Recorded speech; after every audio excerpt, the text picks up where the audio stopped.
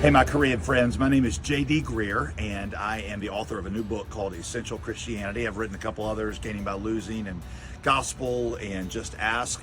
I will tell you I'm probably most excited about this book of any that I've had the privilege of writing, mainly because it follows Paul's logic through the book of Romans and uses the 10 words that summarize his logical direction in Romans to say, this is what makes the gospel relevant in any age. People ask the same questions, whether they're from one hemisphere in the world or another, whether they're from the first century or the 21st century. Human beings have the same fundamental questions, and Paul's book of Romans answers the deepest questions of the human hearts. And so I took 10 words that just represent Paul's logic points and said, this is the essence of Christianity. And it's simple, and it shows us how God's word and the gospel answers our deepest questions. We're in an era right now where there's increased spiritual curiosity. Sometimes that surprises people because for 60, 70 years, people have been saying that as science and technology grows, then interest in religion and Christianity will go down, but it's actually been the opposite.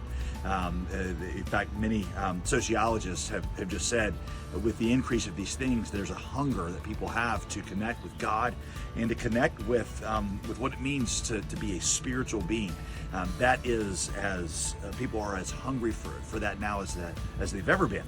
But simultaneous with that, there is a real wariness, a skepticism of institutionalized religion. And of course, Christianity is an ancient religion. And so what I wanted to show was that the gospel is the core element. Yes, there have been a lot of things historically in the church that have grown up around it, but what is the essence of the gospel before we get to all the institutions and the hierarchies? What is that message that changed the world, and how is it still incredibly relevant today?